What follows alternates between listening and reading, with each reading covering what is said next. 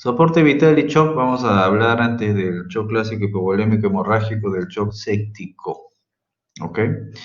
En cuanto al shock séptico, todas las recomendaciones terapéuticas vienen siempre de las guías Surviving, ¿no? Que normalmente se publican en journal de cuidados intensivos, de medicina intensiva, relacionados a, como estamos viendo acá, a las sociedades de medicina intensiva a nivel mundial.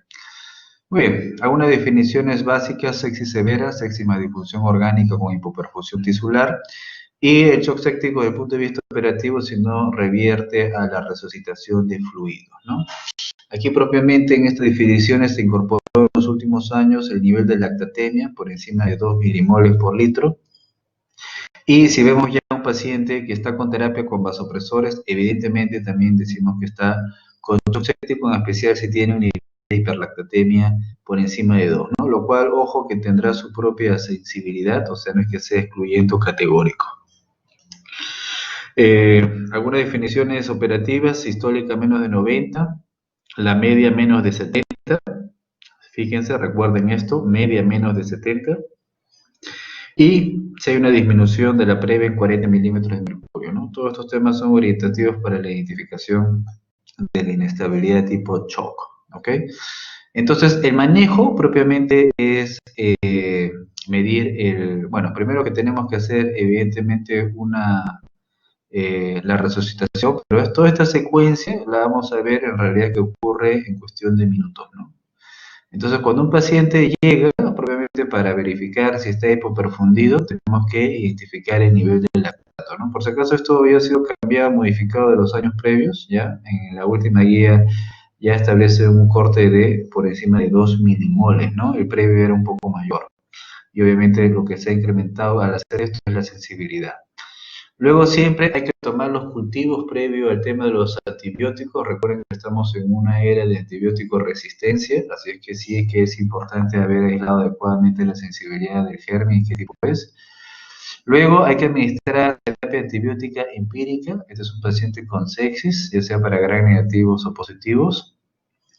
Y cuarto, miren que hay que expandir siempre el volumen, ¿no? Todo paciente chocado siempre hay que administrarle cristaloides a esta frecuencia, 30 mililitros por kilo, o si es que el paciente tiene un nivel de lactato por encima de 4, ¿ya? Entonces, en esos contextos, esto de acá me sirve para verificar propiamente el nivel de lactatemia, para el diagnóstico.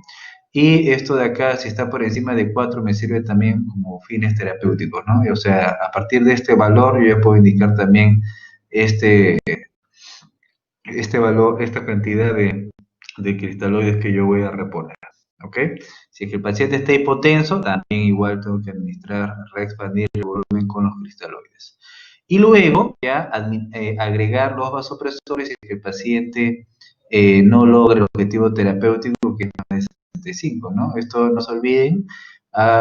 Les he dicho que para fines diagnóstico de shock la media tiene que ser menos de 70, pero para fines terapéuticos fíjense que debe ser más de 65. Así que si es que no se ha corregido después de la resucitación de volúmenes, tengo que aplicar vasopresores. ¿Ok? Muy bien. Todo esto lo tengo que hacer de forma inmediata, ¿no? Un paciente con sepsis no tratado, por ejemplo, retardo más de 3 horas el inicio de antibióticos, se asocia a incremento de la morbimortalidad, ¿ya? Acá le pone todavía todo el esquema inicial durante la primera hora, pero en realidad todo eso es demasiado, ¿ok? Todo paciente con inestabilidad hemodinámica tengo que actuar de inmediato, ¿no? Esto es lo que habíamos visto, los pasos iniciales: medir el lactato, fines diagnósticos, cultivos, antibióticos de amplio espectro, y si está chocado propiamente, ya darle reposición de volumen con los cristaloides. Otra forma de ver es con un nivel de lactato por encima de 4. No responde, hay que iniciar vasopresores rápidamente porque el objetivo primario terapéutico aquí es estabilización hemodinámica. Muy bien. Lo mismo, lactato, cultivos, antibióticos y estabilización hemodinámica con cristaloides. ¿Ok? Muy bien, los cristaloides son de elección. Hace tiempo ya se venció esta dificultad comparativa, si decían cuál era mejor, el cristaloide, el coloide. Hoy por hoy, en realidad, no hay nada que discutir. El cristaloide es el agente de elección en un paciente que tiene shock Obviamente estamos hablando ahí principalmente del shock hipovolémico, pero ya se traspola también a otras clases de shock, por eso los cristaloides en las guías clínicas son recomendados en los pacientes también con sepsis severa, shock séptico. Se desaconseja el uso de los coloides, principalmente en Estados Unidos, muchos reportes de sensibilización por una pequeña carga antigénica que justamente contienen los coloides en cuanto a su fabricación y que ocurría eventualmente, pero igual estaba descrito, ¿no? Y si utilizamos algún tipo de coloides, bueno, se podría utilizar albúmina. Acá en la práctica nacional tenemos el Emacel, ¿ya? La albúmina es cara.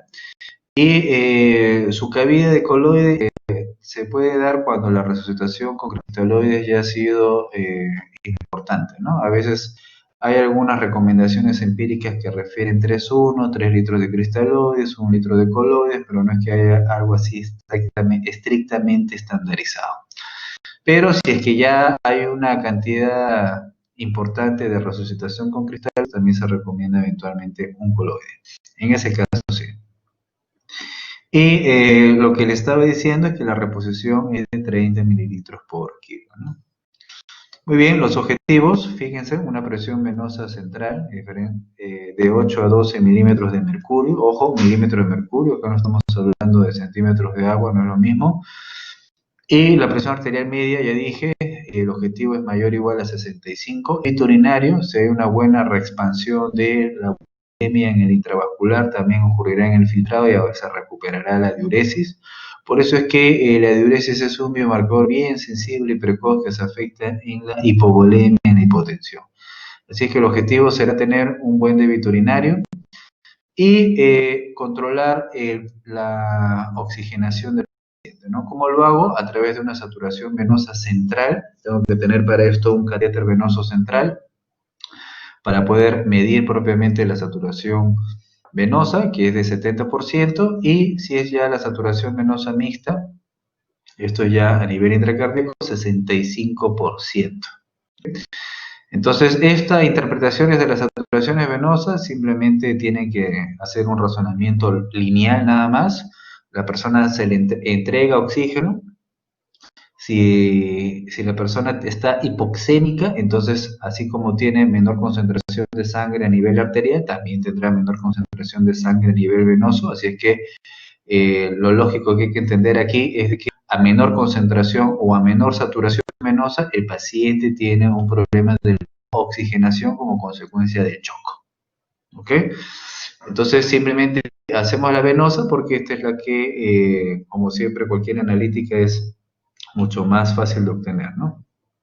Las drogas inotrópicas y vasotrópicas son como las que están viendo acá. Tenemos la dobutamina. Acá está diferenciado el tipo de efecto que tiene. Por ejemplo, aquí vemos que es predominantemente beta 1 inotrópico, más que el beta 2, más que el alfa. La dopamina, en cambio, va a ser dependiente de la dosis. O sea, existen dosis que son dosis dopaminérgicas que actúan en los receptores de la dopamina, que son las dosis menores, menos de 5. Las dosis inotrópicas, que son las que buscamos aquí en estabilidad hemodinámica, que son las de 5 a 10 microgramos por kilo minuto, de 5 a 10, ¿ya? Que tienen ese efecto inotrópico beta 1. Y si aumentamos más la dosis, ¿ya? Por encima de, tendremos ahí ya el efecto alfa, ¿ya? Una mayor dosis que va a generar una vasoconstricción. ¿Ok? En realidad todos los inotrópicos en algún momento pueden inducir vasoconstricción si es que los exponemos a una sobredosificación. La noradrenalina, que es el vasotrópico de elección hoy por hoy en las guías clínicas, miren, tiene un efecto beta 1 por encima que el alfa y más que el beta 2, ¿no? Entonces esto es bueno porque el beta 2 más bien tiene efecto de vasodilatación, así es que más bien podría generar una hipotensión, ¿no? Y eso es justamente uno de los efectos a tener en cuenta cuando damos dobutamina, ¿no? Que podría producir hipotensión por el efecto beta 2 que también tiene. ¿Ok? En cambio, la noradrenalina predomina más su efecto beta 1 y alfa. La epinefrina más bien tiene un efecto por igual beta 1 y beta 2, y por esta razón es que lo puedo utilizar en la forma inmediata, en una emergencia, si tengo una anafilaxia, por ejemplo, ¿no? Le coloco un tercio de ampolla a nivel subcutáneo, no voy a tener un efecto de hipotensión, porque miren, eso se va a equiparar al efecto beta 1, eso lo compensa. Muy bien. Nuevamente, acá tenemos la disposición de todos los sinotrópicos o vasotrópicos.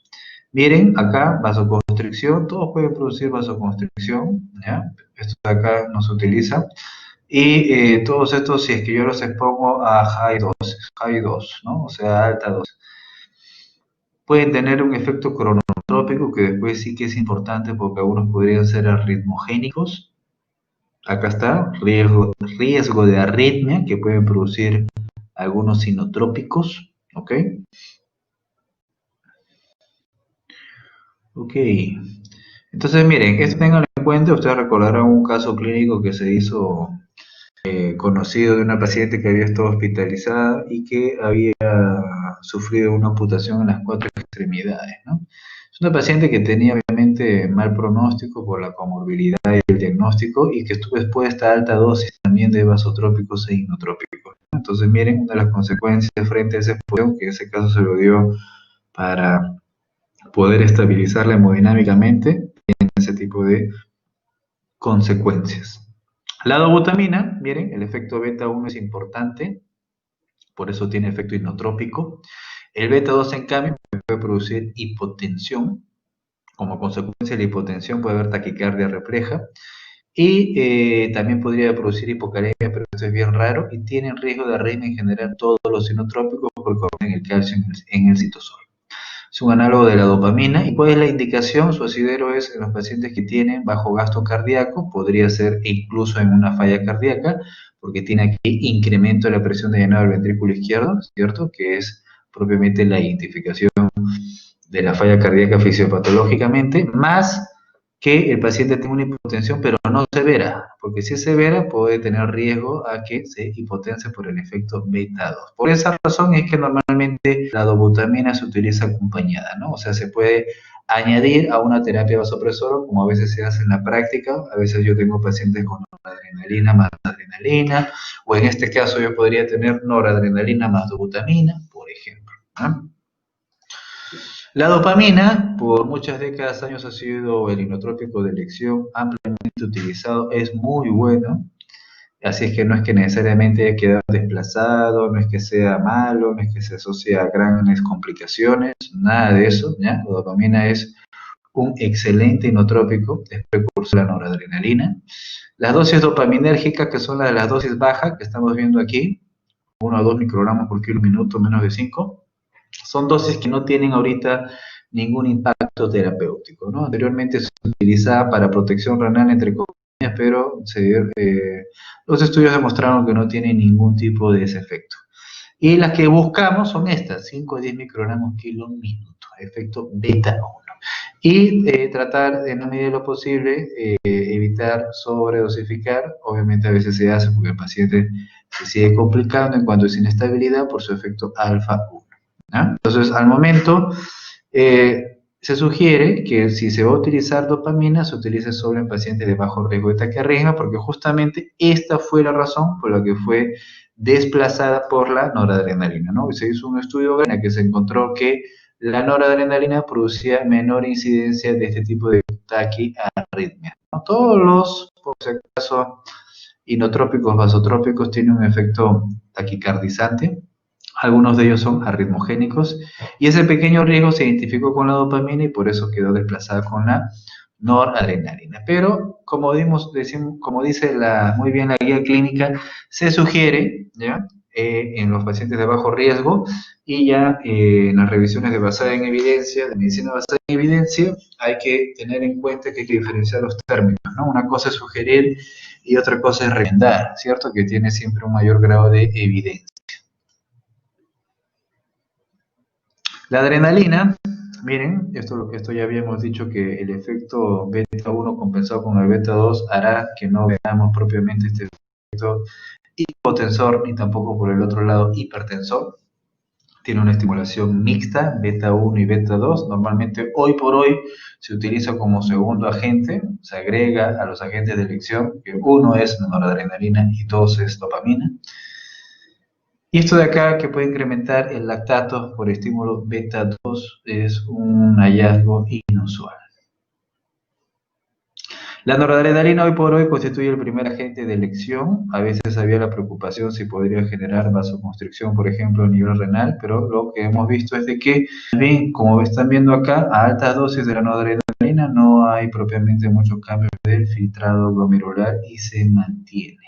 ¿Ok? Entonces, sí es un buen vasotrópico. Este fue el estudio que comparaba noradrenalina versus dopamina y que en efecto encontraba que se incrementaba el riesgo propiamente de este tipo de arritmias supraventriculares en esta población expuesta a dopamina.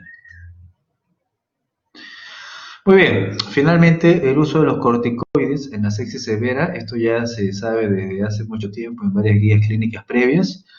La sugerencia es no utilizar, por si acaso, corticoides, en este caso, por ejemplo, hidrocortisona, en los pacientes que tienen shock séptico, si es que no se ha hecho una adecuada resucitación de fluidos o una terapia vasopresora adecuada, ¿no? Miren, es importante siempre los fluidos. ¿Qué pasa si yo le inicio terapia vasopresora a un paciente que tiene un grado de hipovolemia, de hipoperfusión por hipovolemia?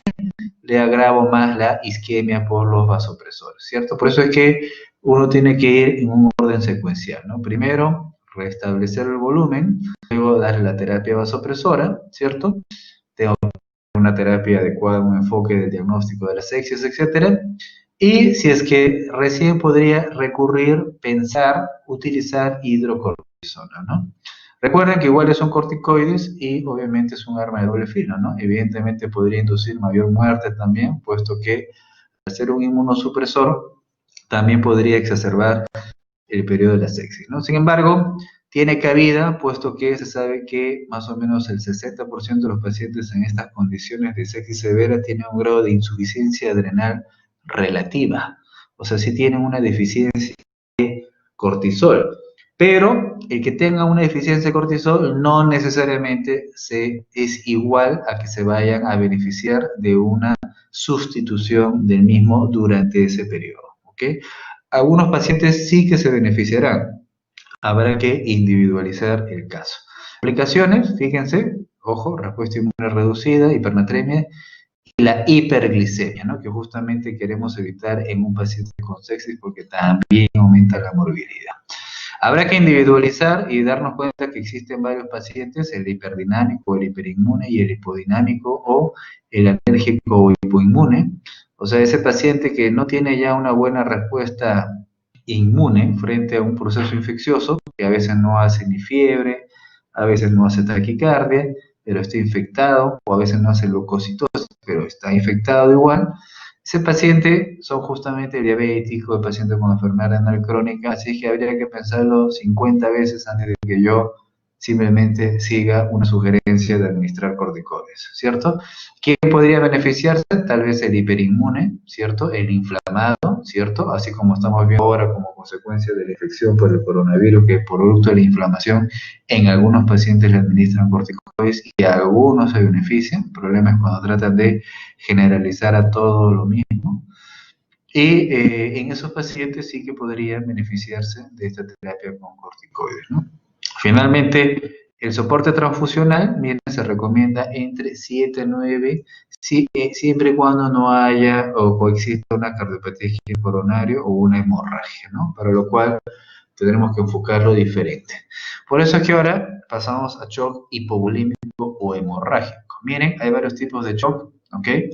Cuando es que empieza el shock hipovolémico a identificarse propiamente por la hipotensión, recién cuando alcanza la clase 3. ¿Okay? Entonces en la clase 3 ya hay hipotensión, hay una pérdida de al menos del 30% del volumen de sangre, ¿ok? 30% del volumen de sangre, por ejemplo, en un accidente de tránsito, una fractura de fémur, normalmente pierde 3 a 4 litros, ¿no? Entonces, perdón, hay una pérdida del 30% en el clase 3, en el frente de ese shock hipovolémico, y en una fractura de fémur normalmente se pierde 1,5 litros. ¿ok? Que más o menos coincide con ese 30%. Entonces, ese sería un buen ejemplo. Ahí habría ya hipotensión, oliguria, etcétera, ¿no? Pero lo que nos interesa más bien es detectarlo incluso en las otras clases, en la clase 1 y 2, en la que todavía no hay hipotensión, pero fíjense que sí podemos tener otro cambio como la presión de pulso. Ustedes recordarán que es la diferencia entre la presión sistólica y diastólica. Cuando un paciente tiene hipotensión, se activa su sistema adrenérgico simpático, ¿cierto? Y el sistema adrenérgico simpático, ¿qué es lo que induce? Vasoconstricción. La vasoconstricción aumentará entonces la presión diastólica y por eso se acorta este diferencial, ¿no? La sistólica que baja y la diastólica que aumenta. Por eso es que eso es uno de los hallazgos precoces frente a la hipovolemia para tener en cuenta. ¿Okay? ¿Qué es lo que debo de hacer? Hay que controlar la ventilación, la vía aérea. La hemorragia podría ser que yo le dé un hemostático al paciente, puedo bloquear ahí el tema hemorrágico, pues ya sea por compresión o por intervención quirúrgica. Debo mantener la presión arterial sistólica en estabilización en estos rangos. Hay que limitar el uso de los cristaloides, que si bien lo voy a utilizar para la estabilización hemodinámica inicial, lo que yo debo promover es darle al paciente lo que no tiene, que es sangre. O sea, tengo que hacer una transfusión de hemoderivados.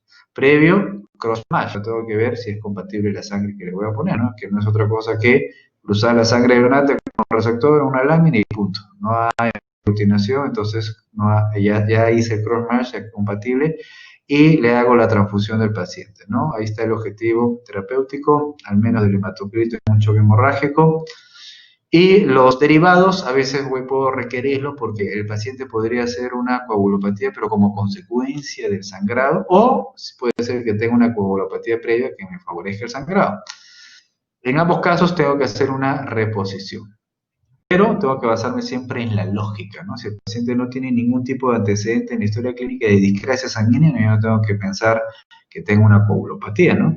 La coagulopatía en ese momento va a ser como consecuencia del mismo sangrado, ¿no? Cuando uno sangra, no es que solamente en la sangre hay eritrocitos, sino también hay factores de coagulación y plaquetas. Así que podría muy bien yo encontrarlo reducido en un paciente con un choque hemorrágico, con una hemorragia mayor, por ejemplo. Así es que administraré si tengo esa deficiencia en un paciente con hemorragia, crioprecipitados, plasma o plaquetas. Muy bien. Y monitoreo el calcio iónico también, porque como consecuencia de los que son politransfundidos que contienen citrato de los paquetes globulares, se podría producir una alcalosis. Y la alcalosis me puede producir una hipocalcemia. Así que es importante tener en cuenta, en especial en los pacientes politransfundidos. Muy bien, entonces hay que utilizar el plasma. Miren, esta es una recomendación del Comité Británico de Hematología. Hay que utilizar el plasma con los pacientes que tienen hemorragia mayor, ¿ok? ¿Y qué cosa es hemorragia mayor? Si el paciente induce inestabilidad hemodinámica, está taquicárdico, y hay que darle incluso una proporción de 1-2 con el paquete globular, ¿ya? Hasta tener el resultado del perfil de coagulación, ¿no? Si ya viene normal, simplemente continuaré con los paquetes globulares. En los pacientes que tienen trauma o hemorragia mayor, hay una recomendación también que me indica que tiene un grado de evidencia importante, 1A incluso, de ácido tranexámico. Puedo utilizar ácido tranexámico en un paciente con trauma o hemorragia, 1 gramo endovenoso en los 10 minutos y luego ya 1 gramo cada 8 horas. ¿Ok?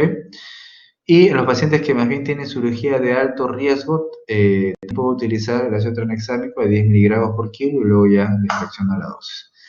Digamos que hay que fijar este concepto, ¿ya? Más claro, en el trauma de hemorragia mayor también tiene recomendación de evidencia el uso del ácido tranexámico.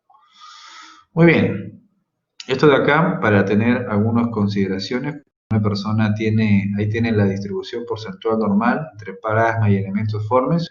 Cuando uno sufre un sangrado, se pierden los dos componentes y a veces el hematocrito no cambia en las primeras horas. Miren, ¿ok? Ojo, así que no hay que fiarse del hematocrito, habrá que valorar más bien la hemoglobina, ¿no? Si hago una resucitación en las siguientes horas, ya recién ahí podría valorarse el verdadero cambio. Y si seguimos con el hematocrito, ojo que se podría hemodiluir frente a la administración de suero salino, de cristaloides de cloruro de sodio, por ejemplo. Otra consideración de los pacientes que tienen inestabilidad hemodinámica por hemorragia es qué tipo de catéter voy a utilizar.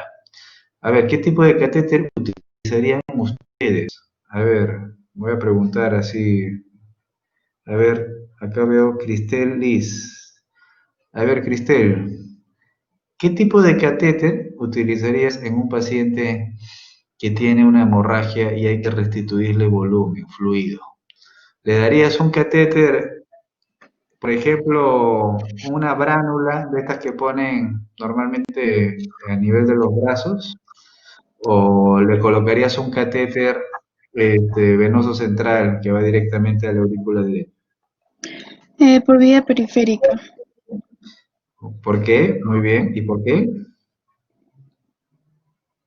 porque es de mayor diámetro. Claro, muy bien, es justamente pues la diapositiva. El hecho de que tenga más diámetro, un catéter, que justamente se mide en gauge, es lo que me está garantizando el flujo de sangre, ¿no? Un catéter, por si acaso, de los que se utilizan normalmente los venosos centrales que son de bajo flujo, su mismo nombre lo dice, de bajo flujo, esos catéteres venosos centrales son catéteres que si tienen la aurícula derecha, tienen un menor diámetro, ¿cierto? Entonces, pero no solamente por el diámetro, porque miren acá estamos comparando el diámetro que es igual, sino por el diámetro, claro que las bránulas periféricas obviamente pueden tener, puedo conseguir una bránula de 14 también, y es de mayor grosor, pero no es solo por el diámetro, sino es por la longitud, ¿ya? ¿Y qué significa esto? El catéter de venoso central obviamente tiene mayor longitud, ¿no? Lo colocas por la yugular y tiene que llegar hasta la aurícula derecha. La brana es cortita, es de menor longitud. Estamos acá repasando en fisiología la ley de Poiseuille, ¿cierto? La ley de Poiseuille, ¿qué cosa es lo que me decía? Justamente que el flujo es inversamente proporcional a la longitud. Por eso era importante recordar su fisiología, circulación. Y el flujo es directamente proporcional a la cuarta potencia del radio, ¿no? También ley de Poiseuille, básico es eso, fisiología. Por lo tanto, ¿qué me interesa? Una buena bránula cortita y de buen diámetro. Eso es lo que, si yo quiero estabilizar hemodinámicamente en ese paciente en forma correcta y adecuada y administrarle un buen volumen de fluidos para que se estabilice rápidamente, indíquele usted a la enfermera que le coloque una bránula al menos 14, bueno, si no hubiera 16, pero que le administre una bránula, ¿ok? No un catéter. Muy bien.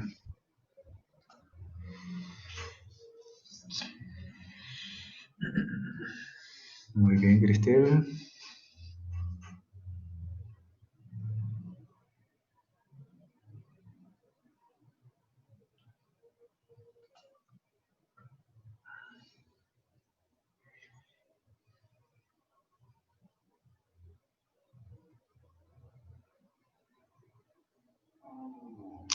Parece que hay un problema con la conexión.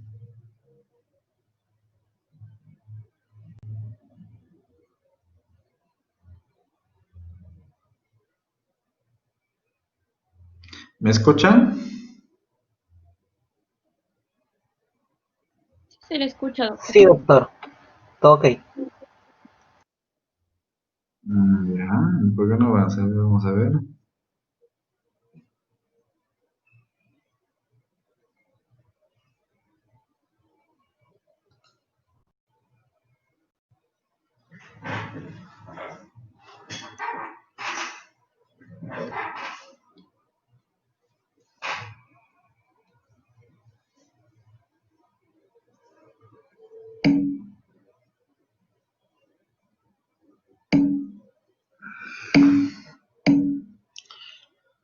Ok, ya, ¿cómo se hace la restitución de volumen de la fluidoterapia? Miren, estos son los pasos secuenciales. Uno, hay que estimar el volumen sanguíneo de la persona predicho, ¿no? Normalmente ustedes saben que es 7-8% del peso corporal, ¿no? Por ejemplo, si nosotros tenemos que es aproximadamente 5 litros, ¿no? En cuanto pesa 70 kilos, aproximadamente 5 litros, ¿cierto? Luego me dicen, hay que estimar el porcentaje de la pérdida de volumen, ¿no? En el ejemplo que yo les daba, accidente de tránsito, policontuso, fractura de fémur, sangrado del fémur, ¿cuánto tiene? Aproximadamente 1,5 litros de sangre. ¿Cómo lo identifico? Clínicamente, si está hipotenso, ya ha perdido entonces el paciente al menos el 30% del volumen de sangre, ¿cierto? O sea, estaría ahí perdiendo 1,5 litros, ¿cierto? Entonces, la deficiencia del volumen de ese paciente debiera ser de 1,5 litros. Entonces, ¿cuál es el tenor o la prioridad o el objetivo fundamental? Es que yo le voy a dar transfusión de sangre o hemoderivados, ¿cierto? Paciente con hemorragia mayor, le voy a transfundir también plasma. Le podría también dar ácido tranexámico. Pero ahorita estamos enfatizando en lo más importante, que es la estabilización hemodinámica. Entonces, hasta que el paciente llegue, el cross-match y el banco de sangre me entregue el paquete globular, va a atravesar un tiempo. Entonces, ¿cuál es el objetivo de emergencia? Ni bien llega el paciente, es estabilizarlo hemodinámicamente. Por eso es de que el trabajo inicial lo voy a tener que hacer con cristaloides, ¿ok? Cristaloides. Entonces, si yo calculara todo con los cristaloides, lo tengo que hacer de la siguiente forma, ¿no? Entonces, si hasta acá he calculado, por ejemplo, la deficiencia de 1,5 litros, aquí yo tengo que tener en cuenta que el cloruro de sodio isotónico, al 0,9%, solo el 20% permanece en el intravascular, ¿ok?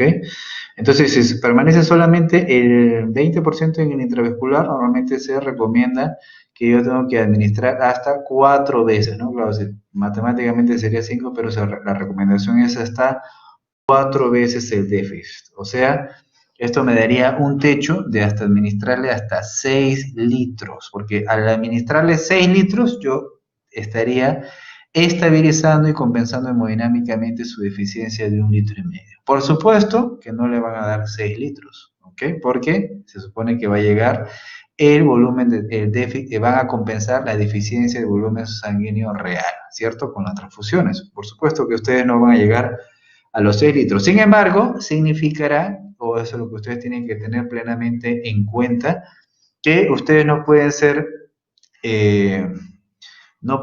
mediocres en la indicación terapéutica de fluidoterapia. O sea, ¿qué significa ser mediocres? Darle 1 litro, darle 1,5 litros. No, ustedes le podrían dar sin ningún problema al paciente 3 litros, ¿cierto? ¿Tienen alguna preocupación, reparo? Ninguna, porque para eso ustedes están estimando la reposición del fluido, de la fluidoterapia. Ah, llegó la sangre, perfecto, pásale la sangre al paciente, ¿ok? Además recuerden que ustedes estabilizan al paciente, lo sacan del shock y luego se supone que van a ir reduciendo el volumen de reposición. El paciente sigue sangrado, entonces síguele aplicando la fluidoterapia. Claro, si ustedes no hacen eso, el paciente fallece. Ok. Bueno, luego si administro coloides, que ya hemos dicho que no es la recomendación, porque la recomendación parte de los cristaloides, por eso está en negrita. Los coloides sí permanecen un poco más en el intravascular, entre 50 y 75%, y por eso es que en este caso la multiplicación la tendría que hacer por 1,5 a 2 veces. ¿Ok? Muy bien. Muy bien, y para terminar, ¿cuáles son las recomendaciones que ya vinieron desde el 2015 y se siguen actualizando? Que casi no hay mucho que varíen en cuanto a la reanimación cardiopulmonar básica y avanzada.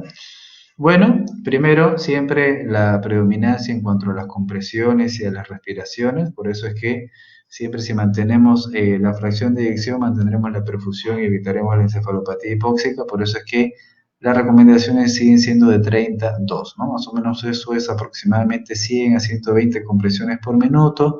Tiene que haber una buena compresión de al menos 1/3 del diámetro anteroposterior del tórax, o sea, aproximadamente 5 centímetros. ¿Ok? Entonces, esto en un paciente que tiene parada cardíaca, arresto cardíaco, se hace para todos.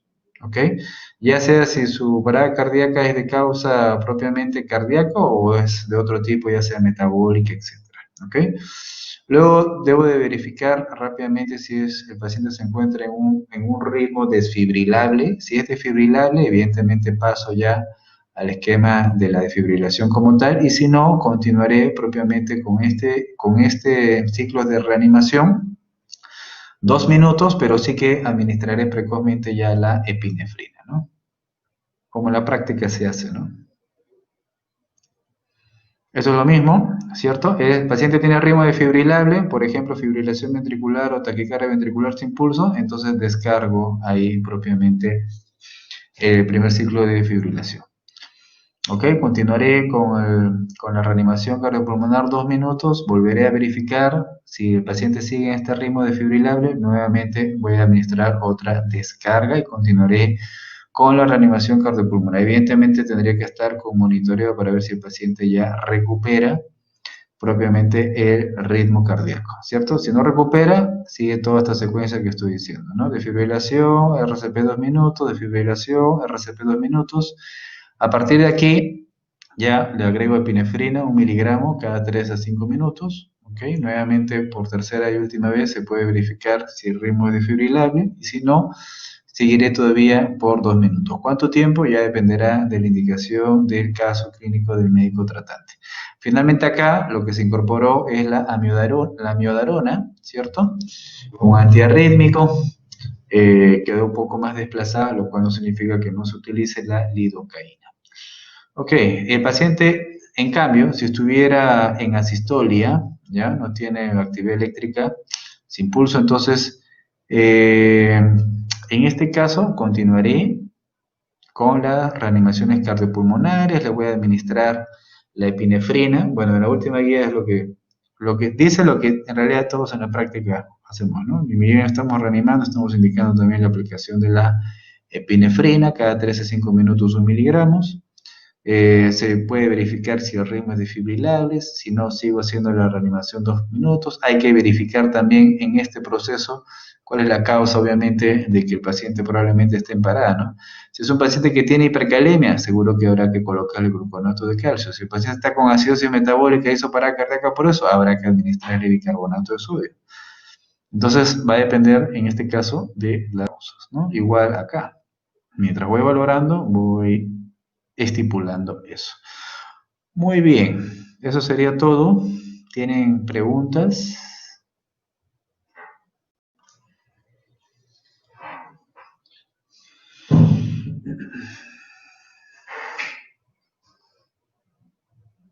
Hay una parte del audio que dicen que se fue. Bueno, a ver, pregúntenme verbalmente.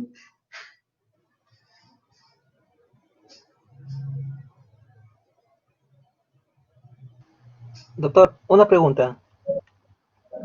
Dime. Una pregunta. Usted mencionó que se tenía que medir la saturación venosa central de oxígeno que era mayor de 70. Eso es en caso de que el paciente no haya o no haya mejorado con la reposición hídrica, ¿verdad? ¿O hay otro parámetro que tengo que tomar? Ojo que son parámetros.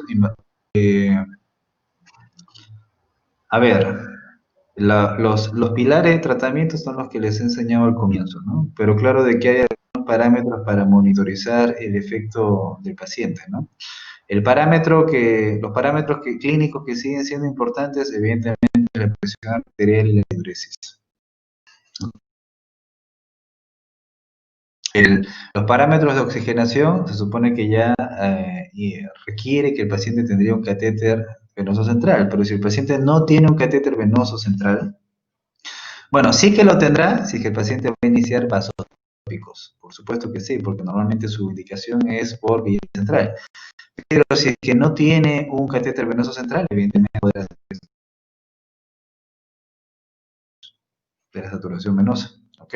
Lo cual no significa que haga un buen monitoreo, porque lo puedo hacer muy bien con la presión arterial media y la diuresis, ¿no? Igual, lo mismo es el caso con la presión venosa central.